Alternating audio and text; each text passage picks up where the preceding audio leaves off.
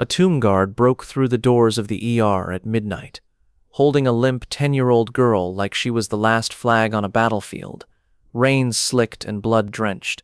Her small chest rose and fell with feeble breaths, and his neat navy uniform was soaked with blood from collar to boots.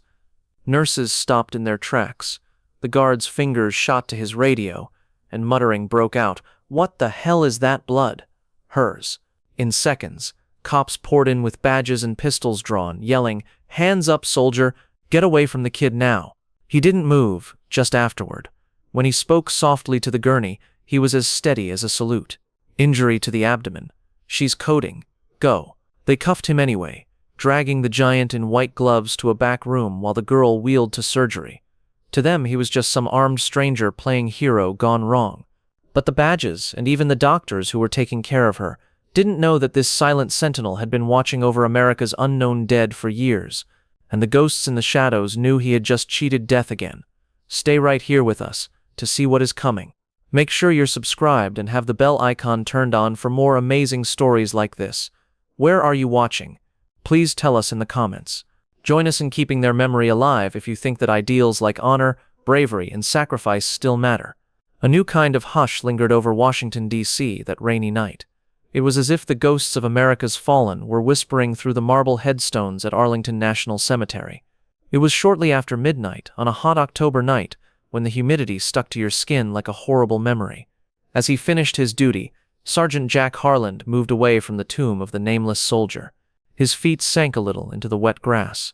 Jack was 32 years old and built like the statues surrounding him, tall, broad-shouldered, and strong in a quiet way that came from years of standing in the perfect rifle salute through snowstorms and heat waves.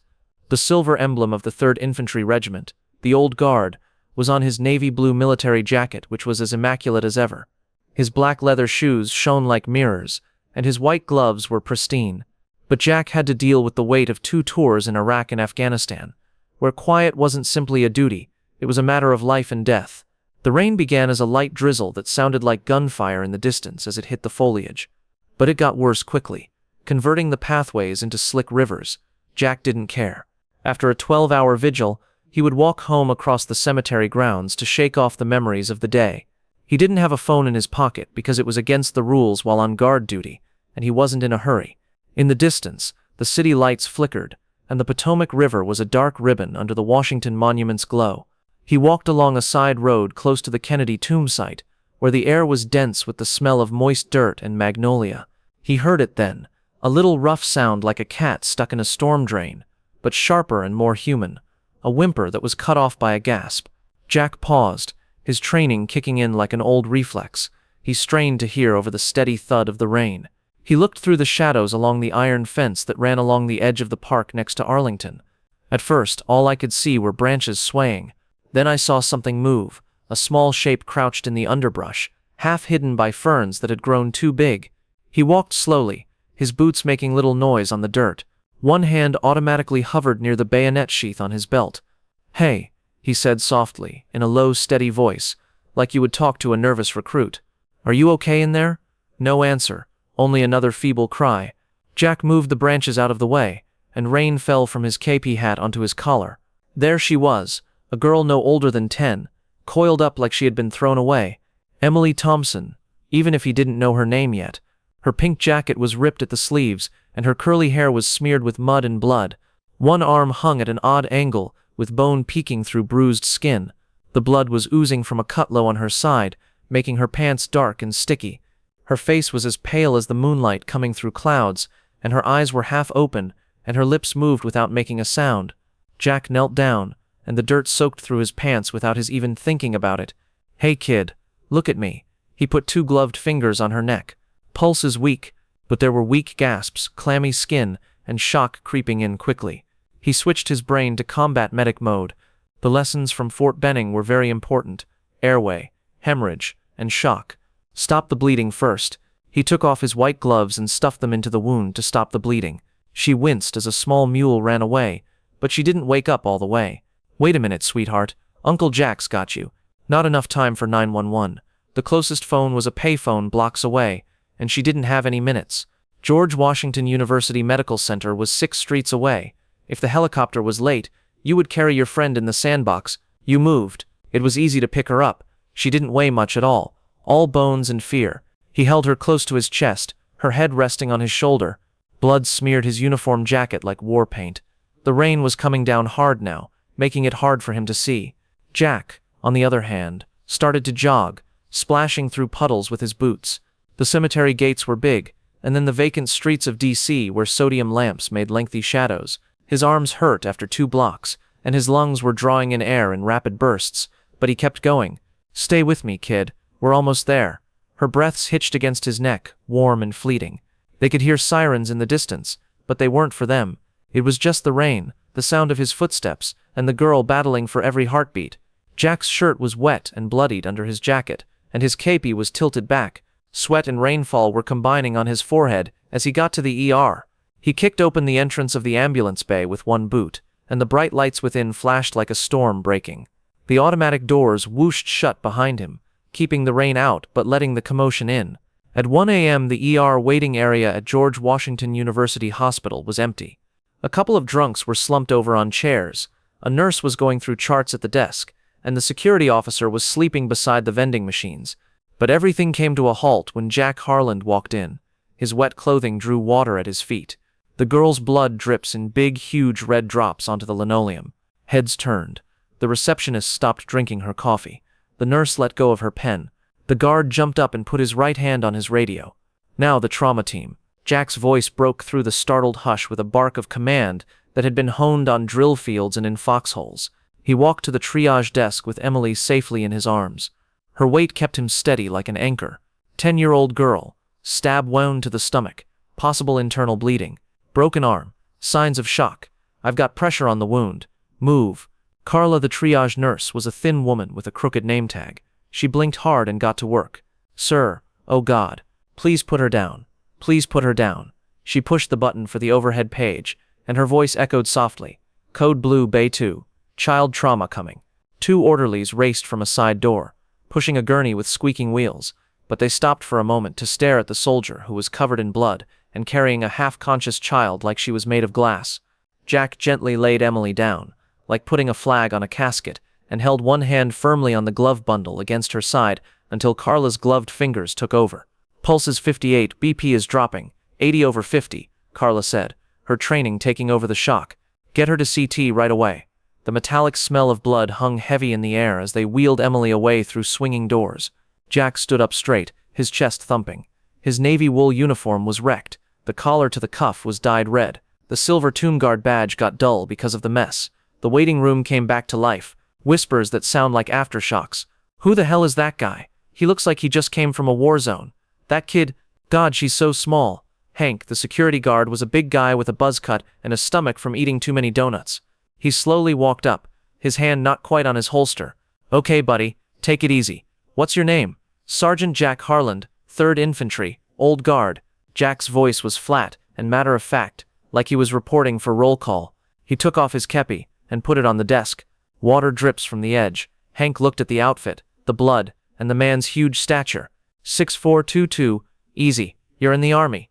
What happened to the girl? Is she yours? Found her in the park off Arlington. She was dumped like trash. No ID or anything. She was coding out there and couldn't wait for an ambulance. Jack's jaw moved, but his eyes stayed green and open. The receptionist, a young woman who had just graduated from community college, fumbled with her computer. Sir, we need paperwork. Is there any insurance related to the patient? None. Just fix her. Jack wiped his bloodied palm on his leg, leaving a new streak. The doors crashed open again before Hank could push. Detective Maria Reyes from the Metro PD, her coat swinging like wet wings, 45 years old, Hispanic, and tough from her time in the Army Reserves. The hospital's required call for unknown assault victims had woken Reyes up from sleep. Her dark hair was pulled back tightly, and the badge shone in the light. She focused on Jack like a heat-seeking missile. Detective Reyes, did you bring her in? Yes, ma'am. Jack looked her in the eye without flinching. Reyes turned her gaze quickly toward a side hallway in the family consult room that also served as an interview area. Let's talk. Hank, clear the area. They came in. Reyes opened a notepad. Her partner, a new guy named Tyler, was standing by the door with a tablet and acne scars. Jack sat straight up in a plastic chair that creaked under him. His hands were folded like a soldier's on his knees, and blood was peeling off his knuckles like rust. Walk me through it, Sergeant. Reyes responded, ready to write. Her voice was rough from too many cigarettes, yet crisp at the top. Jack didn't think twice. Words as exact as a salute. Shift ended at midnight. Walking the perimeter path near the fence line. Heard a cry. Female juvenile. Investigated. Found her in the brush. Unconscious. Abdominal laceration. Approximately 4-inch arterial bleed. Applied direct pressure with improvised dressing. No comms available. Guard protocol. Evacuated on foot to nearest facility. ETA 6 minutes. Reyes's pen scraped quickly. No phone these days? You just picked her up and ran? Yes. Triage priority. Stabilize and transport. A delay could have been deadly. Jack's eyes darted to the door that led to surgery. She is responsive on the way. Tyler leaned in, his tablet glowing, and said, "That's a good sign." "That's strange, man. Most people just wave down a cab or call 911. You show up looking like a killer in a horror movie." Jack's mouth moved, but it wasn't a smile. "Most people aren't ready for casualties, kid. In the field, you either carry them or lose them." Reyes gave Tyler a shut-up look, and then leaned in. "Background. Do you know this girl's family?" "No. First contact in the park. No one saw it. I saw that the alley or path was empty." The door of the room shot open and then crashed shut against the wall. David Thompson, a 40-year-old truck driver with grease under his nails and a tattoo of a Navy vet on his flannel sleeve, was the first to come in. Sarah, his wife, who is also a nurse at a local clinic, has red-rimmed eyes and mascara streaked like war paint behind him. 20 minutes ago, they had received a panicked call from the hospital. Emily hasn't been seen since dinner, when she and her big sister got into an argument over schoolwork. "Where's my daughter?" David yelled, his voice breaking. Reyes stood up straight with her hands out. "Mr. Thompson, Mrs. Thompson, your daughter is in surgery and is stable for now." Sarah, on the other hand, couldn't take her eyes off of Jack, the gory monster in the corner. "That's him. Oh God, did he do this?" She grabbed David's arm as her voice went up. David's hands were clenched, and he stepped forward like he was getting ready to fight at a bar. "Soldier boy, if you touch my kid, I'll bury you." Jack didn't move or blink. He just kept David's eyes steady like a tomb. "I'd never hurt a child, sir. I found her bleeding out and got her here as fast as I could." Reyes stood between them with a strong voice. "Easy, everyone. He's working with us. Sit." But Sarah wasn't going to let it happen. Tears falling. "We searched everywhere. She got angry and ran away. I thought she'd calm down at the park. Then this call. Blood. A stranger. Who are you?" "Sergeant Harland, tomb guard," Jack said, his voice getting a little softer. This was the first sign of weakness. She fought hard to stay awake on the way. "I bet she's a tough kid like her mom." The chamber was heavy, and the rain hit the window like accusations. Tyler's tablet got a preliminary ping from dispatch. Reyes looked at Jack, and then at Reyes again. "Okay, Sergeant. This is a real mess. Stay put while we figure it out." Jack nodded once. "I wouldn't even think about leaving until she's better." The whispering outside got louder as the Thompsons fell into chairs and Sarah cried on David's shoulder. "Military guy with blood on him. The kid's parents think he did it." Jack sat still, looking at the damaged gloves on the table. The weight of invisible eyeballs crushing down like sandbags. Reyes walked back and forth in the small room, her boots creaking on the tile. Tyler was tapping away on his tablet, pulling up every database hit on female juvenile assault in D.C. The Thompsons snuggled together, with David's arm over Sarah and his other hand cleaning his face, as if he could erase the last 3 hours. "She was just skipping out on her chores," he said in a hoarse voice. "She yelled at her sister and stormed out. We thought she'd come back. Not this, not a crazy person in the bushes." Sarah raised her head and stared at Jack. "You swear on your uniform. You didn't see who?" Jack looked her in the eye without flinching. "Say it, ma'am." "Path was dark and rainy. I heard her. That's all. When I got there, she was by herself. It looked like someone had dragged her there. Her knees and wrists were scraped and bound raw." "Bound," Reyes said, and she snapped her head up. "Pen, flying details, Sergeant. Every single one. Maybe zip ties. I cut them off with my knife. It's a sterile issue blade, so there are no prints left." Jack's voice was steady, but his fingers moved as he remembered how the plastic felt when it snapped under the blade. Tyler cleared his throat, and the tablet rang again. "Hey boss, what do you need?" "Park cameras. They turn on when someone walks by the visitor center. The picture is grainy, but yes, it was taken at 12:37 a.m. A person in a hoodie is dragging what looks like a kid toward the fence." Reyes grabbed the tablet and zoomed in on the grainy feed.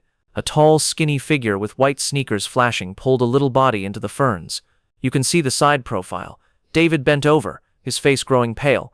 "That's him. The creep from our block. He hangs out at the corner store and watches the kids. His name is Ronnie Snake. I think they busted him once for peeping." Sarah put her hand over her lips and gasped. "Oh God, Emily." He was there when she ran across the street and just stared. Reyes' radio came to life. A police unit's voice came through. "Detective, we have a 240 on a suspect who fits that description. There was a foot chase 2 blocks east of the park, and he was resisting. We're tasering him and bringing him in now." "Hot damn," Tyler said under his breath, nearly smiling. "Jackpot." Reyes ran to the door, yelling orders. "Thompson, you come ID him. Harlan, you too. Keep your eyes open for confirmation." As she turned, the radio said again, "Suspect in custody. Blood on his jacket, fresh. Kid's phone in his pocket. Pink case with stickers." Sarah fell apart, and a scream came out that rang down the hall. David hugged her close and said softly, "It's over, babe. Our girl is safe." But his eyes went to Jack, and something changed. Thankfulness pushed out anger. A few minutes later, the door flung wide open. 2 officers dragged Ronnie Malone in, zip-tied and furious. He is in his mid-30s, has arms that look like they are made of rail tracks, and a torn sweatshirt from the fight. There were blood spots on his gray shirt, and his pocket had Emily's iPhone blinking with a low battery. "I didn't do," he yelled, fighting against the shackles. "Found the brat wandering. She fell. That's it." David roared and lunged forward, but Reyes pushed him back. "You were staring at her all week, you sick freak." Reyes gave Tyler a nod. "Get him. Full kit. DNA prints. Check the wounds against the prints." The surgical doors hissed open as they pulled Ronnie to holding. Dr. Ellen Vasquez came out with a mask hanging from one ear and scrubs on. 50 Latina, fiery no-nonsense bun, and eyes that had seen too many lost causes. She used her forearm to wipe her forehead. "Family for Emily Thompson?" David and Sarah jumped up. "How is she?" Vasquez's face got a little softer. "Stable. Fixed the cut, nicked the spleen, but we got it. The arm is a clean break, set with pins. She's lucky. The pressure dressing bought us the time we needed. Minutes, not hours." Sarah's cry transformed into a gasp. "He did, the sergeant. He took her." Vasquez looked at Jack, taking in the bloodied uniform and serene look in his eyes. "Are you the one? Battlefield medicine?" "Basic training, ma'am. The old guard never leaves men behind." Jack lowered his chin, which was almost a nod. She clapped him on the shoulder and held on tight. "That's some damn good work. If you ask me, it deserves a Purple Heart." Reyes came back from the hall with her tablet in hand and crossed her arms. "Speaking of," ran your sheet, Harlan, clean as a whistle. "Third Infantry. 5 years tomb duty. Bronze Star from Fallujah. Purple Heart 09. No priors, not even a parking ticket."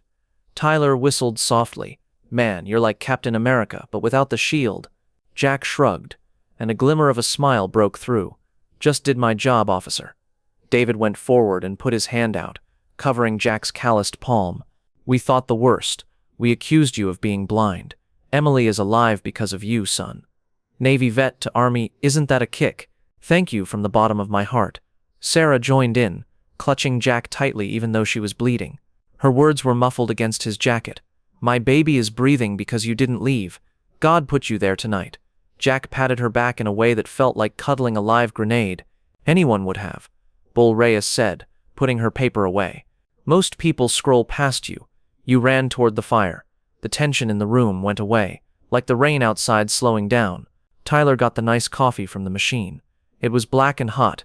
The Thompsons asked questions while they sat in a loose circle. How long on the tomb? What did a rack look like? Jack didn't say much, and asked questions of his own to avoid answering. "What's Emily's favorite color? What makes her laugh?"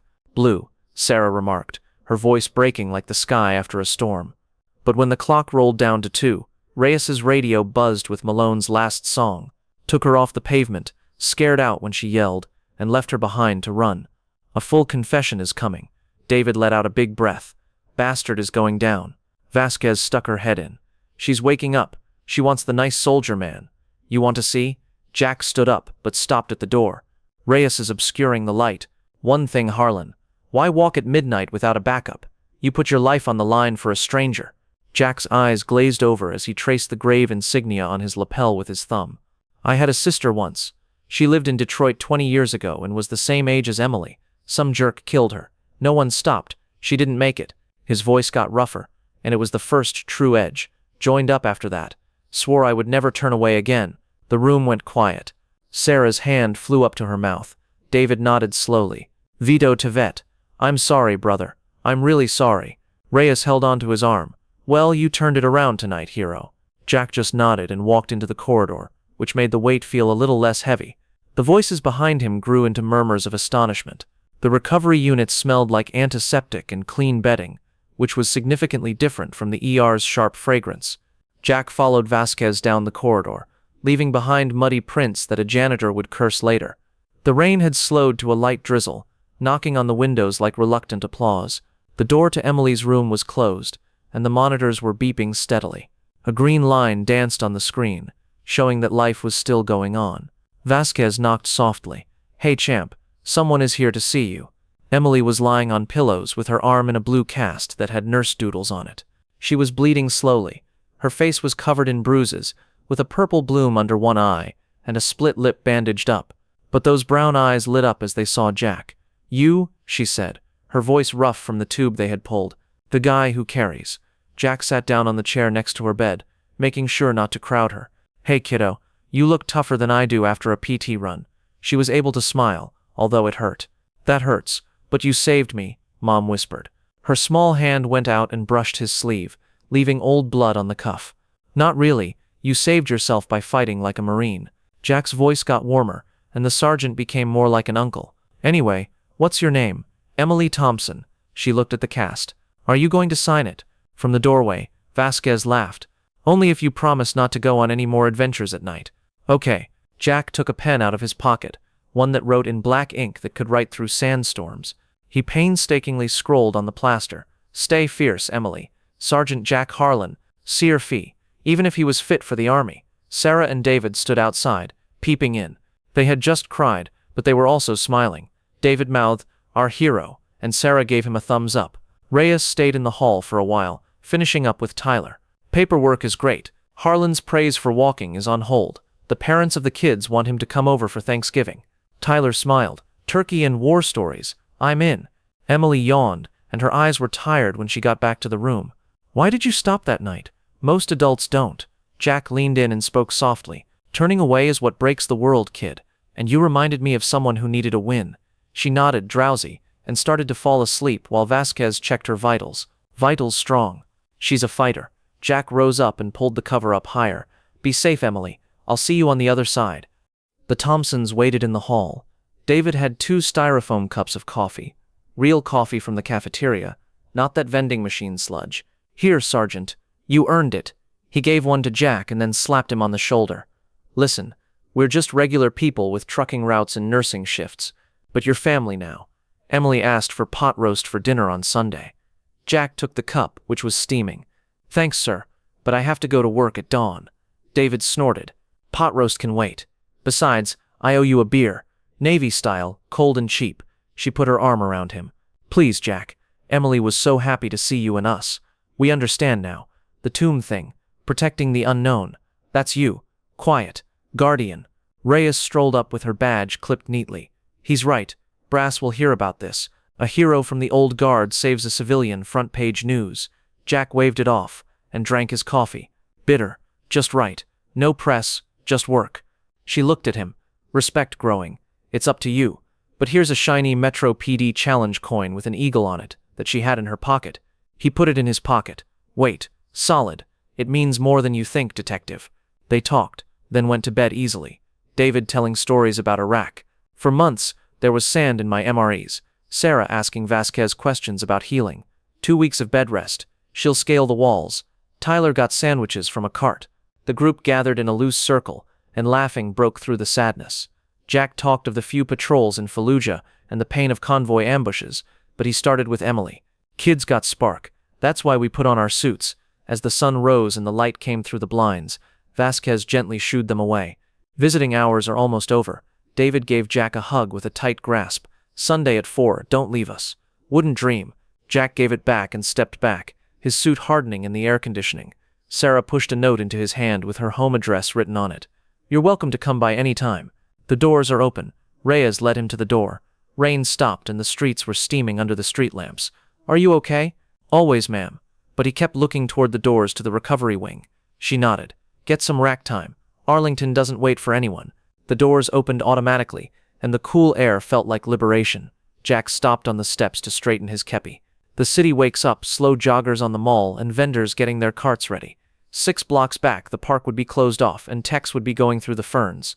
But Emily was able to relax. That was all. He strolled then, not hurried, and his boots made a noise on the wet pavement.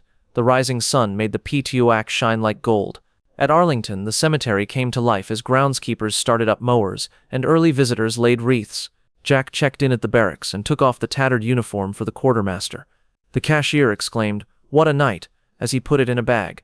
"Every night is a gift," Jack said as he walked to the tomb. Dawn Relief was changing rifles and cracking in salute. Jack stood with his gun on his shoulder and his eyes on the black granite. The eternal flame flickered, and the spirits nodded in agreement. The quiet seemed lighter for the first time in years. Not empty, yet filled.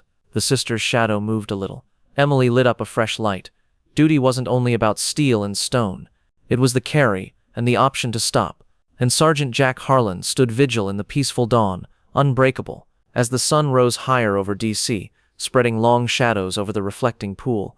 The story of that rainy midnight spread like a stone in still water. Jack Harland fell back into the old guard's routine of unending drills, laying wreaths, and the melancholy sound of heels clicking on rock. There were no headlines chasing him. He told the post reporter who was looking about the barracks to go away. Just another shift, he'd say, and his half-smile would bounce off like Kevlar. But there were rumors in the lunch hall. Harland did something amazing. Kids are already making cookies at home. Emily got better quickly. By Halloween, her cast was gone, and her scar was a tiny white line. She wore it like a badge. Sundays became a tradition at the Thompsons' row house in Anacostia. David is cooking burgers on an old Weber barbecue. Sarah's potato salad is spicy with mustard. Emily talks a lot about school. I did great in history. I told him about the tomb. Jack came around regularly, sharing war stories with David about their bruises, and taught Emily how to use a broomstick as a gun in the backyard. "Shoulder it like this, kid. Keep your eyes on the enemy." She'd laugh and salute badly. Sarah stood by the kitchen window and watched, her heart full. He is the uncle she never knew she needed. Reyes came by once. Coyne came back with a 6-pack. The case is closed. Malone is doing more than 20. Statement closed. They'd bang bottles on the porch. DC traffic buzzing in the distance. "Have you ever thought about being a detective? We could use your help." Jack laughed softly. "Detective? Stones don't run. I don't either." Vasquez sent a card with Emily's drawing of a soldier with a star and crayons all over the place. It said, "From one healer to another." Jack put it in his locker next to his Purple Heart medal. But the real resonance came in the quiet ways that Jack moved on. That winter, he volunteered at a youth center near the mall, teaching kids how to protect themselves. He was very patient. "Trust your gut. It saved me 6 times more than bullets." A wiry boy who seemed like he had seen too much asked, "What if no one comes?" Jack knelt down so he could see. "Then you become the one who comes. Don't look away." Back at the grave, the shifts were blurry, but the flame was brighter. Jack's relief saw that his shoulders were looser, and that he was nodding at a passing family. They'd say, "Harland's got his piece. What about Emily?" She scribbled letters and scrolled on construction paper. "Dear Second Jack, I want to be a soldier when I grow up. Thanks for the ride." He'd type back, "Earn it, kid. The world is waiting for your fire." In the end, heroes don't need medals or parades. They need the wind that isn't loud. The vitality came out of the dark. Jack Harland's narrative wasn't about fame. It was a reminder that one choice can change the stillness in America's enormous, chaotic heart. So the next time you're walking down the street in D.C., or anywhere else, and you hear that whisper in the rain, look. If you have to, carry it, since the unknowns aren't simply under the stones. They are the youngsters in the bushes, the sisters in the shadows, and the chances we all have to protect. How about you?